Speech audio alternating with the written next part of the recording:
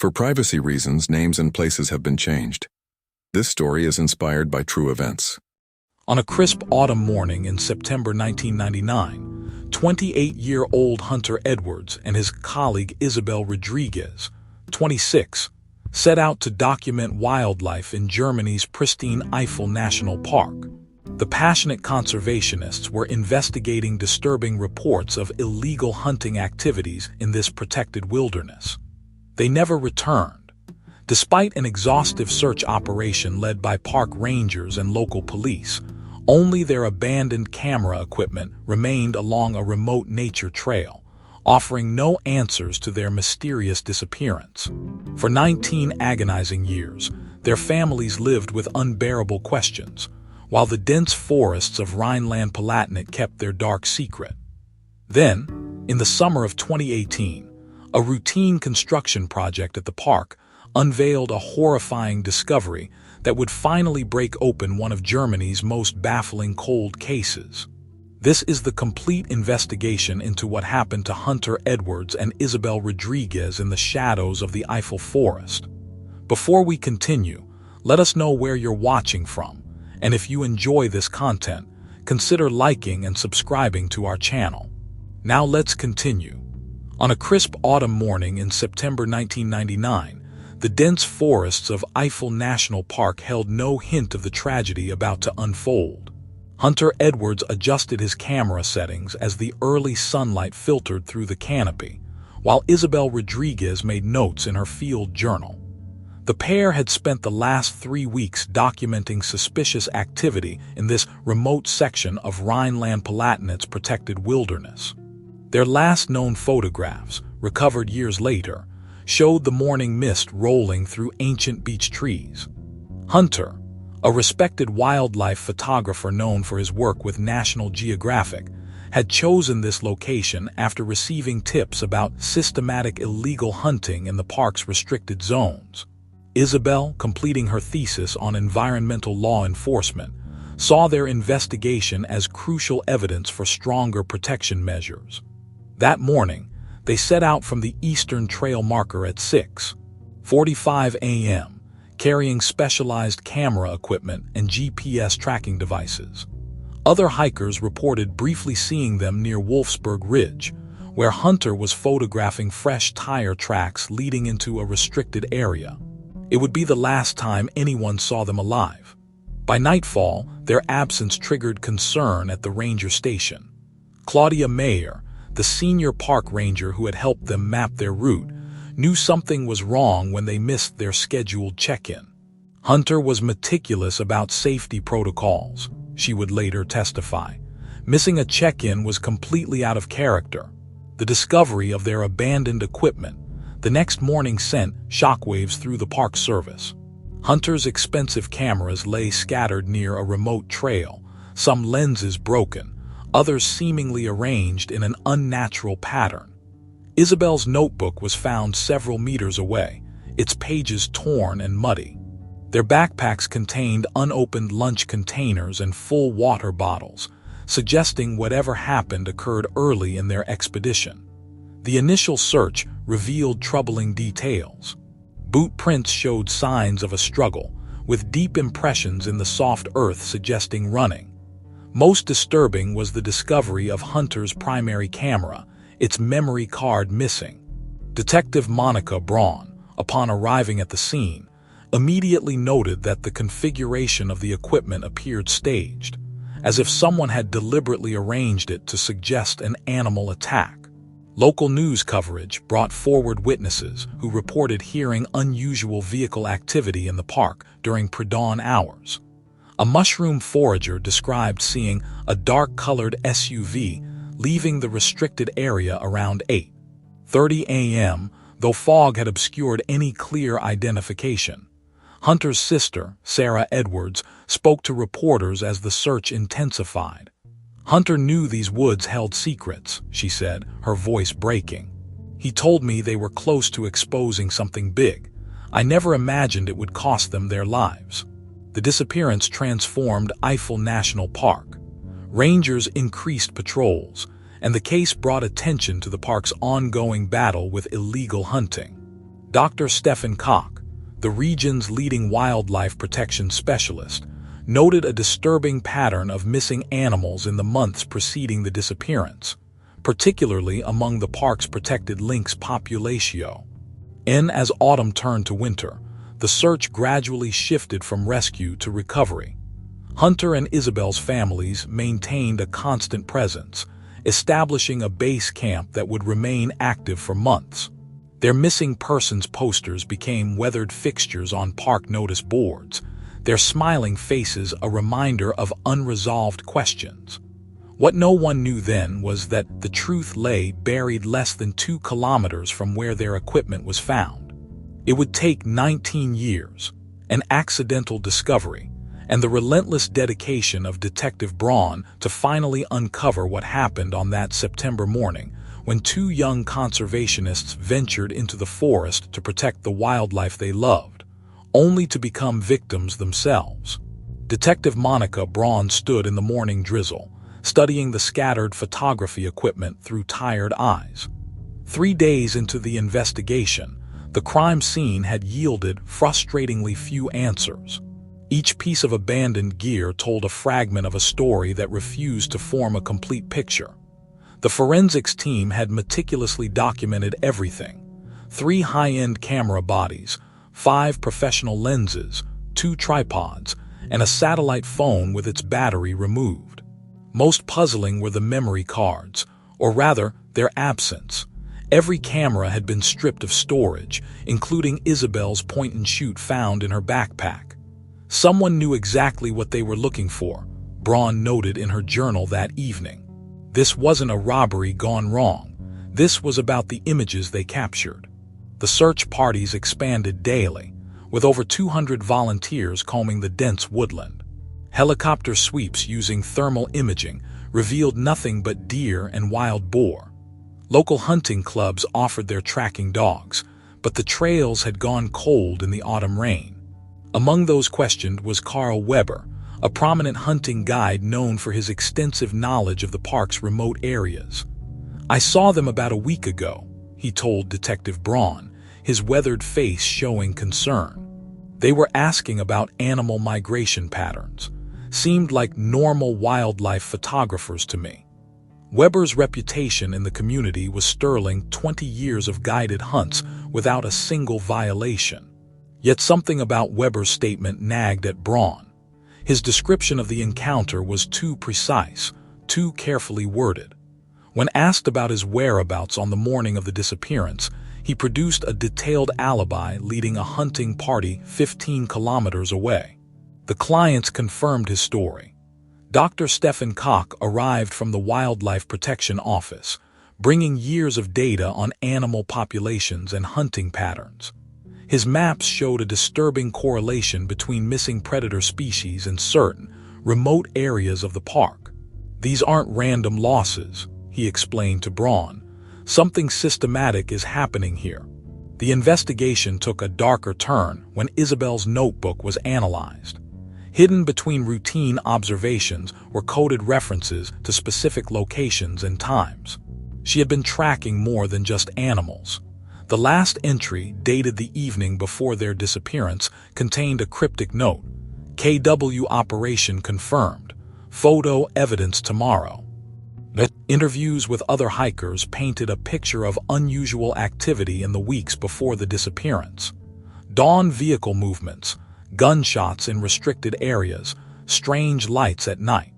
Each account seemed insignificant alone, but together they suggested an organized operation happening right under the park authorities' nose. Detective Braun's team discovered that both victims had been making encrypted backups of their photographs, but their cloud storage accounts had been wiped clean just hours after their disappearance. Someone with considerable technical knowledge had covered their tracks. As autumn deepened, the investigation began to stall. The families maintained their vigil, but each passing day diminished the chances of finding Hunter and Isabel alive. The media's attention waned, despite Detective Braun's certainty that they were dealing with murder rather than misadventure. Local hunting clubs closed ranks, suddenly less cooperative with police inquiries. Anonymous calls suggested looking into wildlife trafficking, but solid leads remained elusive. The case was building into one of the region's most puzzling disappearances, with Detective Braun convinced that the answer lay somewhere in the interrs. Action of Hunter's photography and Isabel's coded notes. By winter, the investigation had generated thousands of pages of reports, but no concrete suspects. The only certainty was that two young environmentalists had stumbled onto something worth killing for. As the case file moved to the Cold Case Division, Detective Braun made a promise she would keep for the next 19 years, to never stop looking for the truth hidden in those woods. The years following Hunter and Isabel's disappearance settled like a heavy fog over Rhineland-Palatinate. Detective Monica Braun watched as her once bustling investigation room gradually emptied, the cork boards filled with leads and connections slowly being cleared away as other cases demanded attention. 5 years passed, then 10. The annual remembrance ceremonies grew smaller, though no less poignant. Sarah Edwards, Hunter's sister, never missed a single one, laying fresh flowers at the small memorial stone placed where their equipment had been found. The hardest part, she would say, is living with questions instead of answers. The case remained alive in Detective Braun's mind, consuming her off-duty hours. She kept a detailed file at home, adding new theories, reviewing old statements, searching for the missing piece that would break the case open. Every few months, she would revisit Carl Weber's original statement, sensing something just beyond her grasp. Dr. Stefan Koch continued his wildlife population studies in Eifel National Park, documenting a disturbing pattern. Between 2000 and 2010, the protected lynx population declined by 60%. His reports suggested organized poaching, but without concrete evidence, authorities could only increase patrols and hope to catch perpetrators in the act. The park itself changed. New security measures were implemented, including camera traps and regular night patrols. Ranger Claudia Mayer, who had first discovered the abandoned equipment, trained new staff to be especially vigilant in the area where Hunter and Isabel vanished. "We tell their story to every new ranger," Mayer explained. "It's become part of our park's history, a reminder that these woods hold both beauty and danger." Local hunters spoke less and less about the case as time passed. The initial cooperation with investigators faded into polite dismissal. Some suggested that the young environmentalists had simply lost their way, fallen into a ravine, or been attacked by wildlife. Yet no trace of them ever surfaced despite numerous searches. Isabel's parents, who had moved from Spain to be closer to the investigation, eventually returned home. Their daughter's apartment was packed up, her research papers donated to the university's environmental law department. Her thesis, left unfinished on her laptop, became required reading for students studying wildlife protection law. Detective Braun watched as technological advances made some aspects of the investigation obsolete. The satellite phone the victims carried, cutting edge in 1999, was now museum-piece technology. Yet she knew that somewhere, possibly on corrupted memory cards or degraded film, evidence of what they discovered still existed. The case file grew thick with false leads. A hunter in Bavaria claimed to know their location. A wildlife trafficking ring in Eastern Europe was investigated. Each time, hope flickered and died. The media occasionally revisited the story on anniversaries, but the headlines grew smaller, relegated to local interest pages. By 2015, even the most dedicated investigators admitted privately that the case might never be solved. The forest had kept its secret well, the truth buried beneath years of fallen leaves and changing seasons. Only Detective Braun maintained her quiet vigil, convinced that Hunter and Isabel's final photographs held the key to their fate. Dr. Koch's data continued telling its own story. Species that should have been thriving in the protected park showed mysterious declines. Rumors of exclusive hunting parties and expensive trophy fees circulated in wildlife protection circles, but proof remained elusive. The patterns Hunter and Isabel had begun to document continued unabated, hidden behind the legitimate facade of licensed hunting activities. Then came 2018, and with it, plans for a new visitor center. As construction crews began breaking ground near the park's eastern border, no one could have predicted that the Earth itself would finally yield the truth Hunter and Isabel had died to expose. The forest's silence was about to be broken, and with it, the carefully constructed alibis of those who had thought their secrets safely buried. On a gray morning in March 2018, the steady rhythm of construction machinery at Eifel National Park's new visitor center site came to an abrupt halt. The excavator operator's face turned ashen as he scrambled from his cab, frantically waving for his supervisor. What emerged from the disturbed earth would finally break 19 years of silence. Beneath 2 meters of packed soil lay human remains, partially preserved by the region's clay-heavy ground. Among the bones, investigators found fragments of camera equipment, including several memory cards sealed in a waterproof case. Detective Monica Braun, now nearing retirement, received the call she had waited nearly 2 decades to get. Within hours, the construction site transformed into a meticulous archaeological dig. Forensics teams worked through steady rain, carefully documenting and retrieving every fragment. The waterproof case proved to be Hunter's last act of defiance, a professional photographer's instinct to protect his work even in his final moments. The remains told a violent story. Analysis revealed blunt force trauma and defensive wounds, confirming Detective Braun's long-held suspicion of murder. Isabel's university ring, still perfectly preserved, provided immediate identification. Both victims had been buried with calculated precision, deep enough to evade the initial searches but shallow enough to avoid hitting bedrock. The memory cards posed a unique challenge for forensic technicians. Nearly 2 decades of moisture and temperature fluctuations had taken their toll, but Hunter's choice of professional-grade equipment proved crucial. After weeks of painstaking data recovery, images began emerging from their digital grave. The photographs started innocuously: morning mist, animal tracks, natural wildlife scenes. Then came the evidence Hunter and Isabel had died protecting: systematic documentation of illegal hunting operations. Night vision shots showed vehicles entering restricted areas. Time-stamped images captured groups of armed men leading wealthy clients to protected wildlife sites. Most damning were the clear photos of faces, including that of Carl Weber, orchestrating what appeared to be organized trophy hunts. Dr. Stefan Koch reviewed the recovered images with growing horror. The photographs revealed hunting parties targeting specifically tagged animals, creatures his research team had been monitoring for years. These weren't random kills, he would later testify. They were systematically eliminating our studied specimens to hide population decline. The discovery rocked the local hunting community.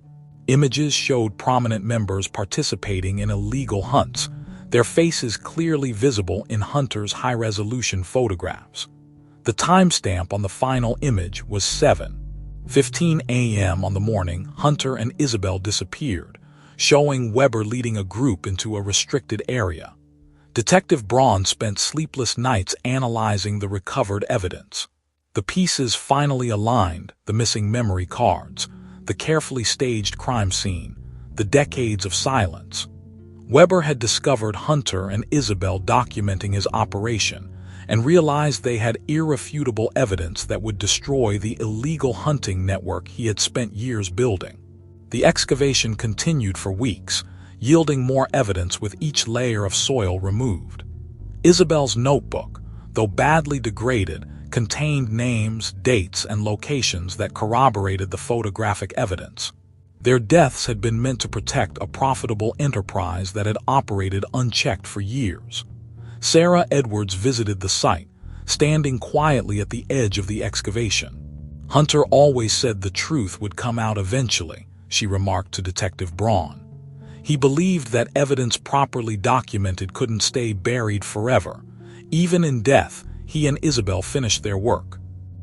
As spring arrived at Eifel National Park, bringing new life to the forest, the full scope of Hunter and Isabel's discovery began to emerge. The memory cards they died protecting would expose not just a single illegal hunting operation, but an entire network that had plagued European wildlife preserves for decades. Their final assignment, meant to document wildlife, had instead exposed the darkest aspects of human greed. The recovery of Hunter Edwards's memory cards transformed a cold case into an urgent, active investigation. Detective Monica Braun, despite being months from retirement, found herself working 16-hour days, meticulously piecing together the evidence that had waited 19 years to be discovered. The photographs told a devastating story. Each image from Hunter's recovered cards revealed layers of criminal enterprise operating within Eifel National Park's boundaries. Night shots showed luxury vehicles entering restricted areas, their license plates clearly visible. Time-stamped photographs captured Carl Weber leading groups of well-dressed men carrying high-powered rifles into protected zones before dawn. Dr. Stephen Cox spent weeks analyzing the recovered images, matching them against his decades of wildlife population data. The pattern was undeniable. Weber's hunting parties had specifically targeted collared and tagged animals, deliberately removing the specimens researchers used to track population health. They weren't just killing animals, Cox explained to the investigation team. They were systematically erasing our ability to monitor the species. Financial investigators uncovered wire transfers from private accounts across Europe, some reaching into the millions of euros. Wealthy clients paid premium prices for the opportunity to hunt protected species, with Weber charging extra for specific animals. A single lynx hunt could command up to 50,000 euros, while the rarest animals fetched even higher prices. The scope of Weber's operation stunned even veteran wildlife officers. Cross-referencing Hunter's photographs with park records revealed over 300 protected animals had been killed over a decade. The operation had expanded beyond Eifel, with evidence suggesting similar hunting schemes in preserves across Germany and neighboring countries. Detective Braun's team worked in absolute secrecy, knowing that any leak could alert Weber to the investigation. Surveillance teams monitored his current activities, documenting that the illegal hunting operation had not only continued, but expanded. Weber had grown bolder over the years, believing that the secret of Hunter and Isabel's fate would remain buried forever. The photographs provided more than just evidence of wildlife crimes. They documented the last morning of Hunter and Isabel's lives. The final sequence of images, taken at increasingly short intervals, showed Weber's group discovering they were being photographed. The last photo, slightly blurred, captured Weber himself advancing toward the camera position, his face contorted with rage. Isabel's recovered notebook contained detailed records of the operation's structure. She had documented meeting times, vehicle descriptions, and client names. Most crucially, she had recorded financial details, prices, payment methods, and the network of accounts used to launder the proceeds. Her careful legal mind had built an airtight case, even in death. As summer approached, the investigation expanded to include international law enforcement. Europol agents traced Weber's client network across multiple countries, revealing connections to wealthy businessmen, politicians, and celebrities. The illegal hunting operation had catered to those who believed their money placed them above wildlife protection laws. Dr. Cox's analysis provided the scientific foundation for the prosecution. His reports showed how Weber's operation had devastated local wildlife populations. The lynx population, nearly extinct in the region, could be directly tied to the systematic hunting documented in Hunter's photographs. Each killed animal represented an irreparable loss to the species' genetic diversity. Detective Braun knew they would have only one chance to move against Weber. The evidence needed to be overwhelming, the case airtight. They monitored his movements, watching as he continued to lead hunting parties into restricted areas, unaware that his decades of crimes were about to be exposed. The investigation team worked through summer, building an ironclad case that would encompass not just the murders of Hunter and Isabel, but 2 decades of wildlife crimes. Weber had created an enterprise that generated millions in illegal profits while devastating protected species. The young environmentalists had discovered his operation in its early years and paid with their lives for stumbling upon a criminal network that had only grown more extensive and profitable with time. As autumn approached, bringing with it memories of that fateful September morning 19 years earlier, Detective Braun prepared to move against Weber. The evidence Hunter and Isabel died protecting would finally serve its purpose, bringing justice not only for their murders, but for the countless protected animals killed for profit and pleasure in the forests they had died trying to protect. The arrest of Carl Weber unfolded in the pre-dawn hours of October 2018, mirroring the early morning hunts he had conducted for decades. Detective Monica Braun watched from her surveillance position as tactical units surrounded his hunting lodge, their movements precise and silent in the autumn darkness. Weber offered no resistance. The confidence that had protected him for 19 years evaporated as investigators presented him with Hunter Edwards's recovered photographs. His face drained of color when shown the final image sequence from that September morning in 1999. The truth he thought permanently buried now stark and undeniable on the evidence table before him. In the interrogation room, Weber's carefully constructed world began to crumble. Detective Braun laid out the evidence methodically: photographs, financial records, Isabel's recovered notes, and DNA analysis from the burial site. Each piece tightened the net around him, leaving no room for denial or explanation. It was supposed to be a simple operation, Weber finally admitted after 14 hours of questioning. Private hunts for wealthy clients who wanted something exclusive. Then those two showed up with their cameras. His confession revealed a calculated brutality. Upon discovering Hunter photographing an early morning hunt, Weber had confronted the pair. When they refused to surrender their equipment, the confrontation turned violent. The financial investigation exposed the true scale of Weber's enterprise. Bank records revealed over 12 million euros in payments from wealthy clients across Europe. Each hunt was meticulously planned, with clients paying premium rates to target specific animals, particularly those wearing research collars. Weber had created a perverse luxury service, selling the thrill of killing protected species to those wealthy enough to pay for the privilege. Dr. Stephen Koch's analysis of the recovered photographs provided the scientific foundation for the wildlife trafficking charges. Cross-referencing Hunter's images with 2 decades of population data, investigators documented the systematic elimination of 317 protected animals. The death of each tagged creature had been carefully orchestrated to undermine research efforts and mask the true impact of the illegal hunting operation. The client list found in Weber's records read like a who's who of European wealth and influence. Corporate executives, politicians, and old money aristocrats had all participated in his illegal hunts. Many had returned multiple times, treating the killing of endangered species as an exclusive adventure sport. Most disturbing were Weber's detailed notebooks, recording not just hunting logistics but his methodical efforts to conceal Hunter and Isabel's murders. He had carefully staged their equipment to suggest an animal attack, removed memory cards from cameras, and systematically eliminated any evidence of their final documentation.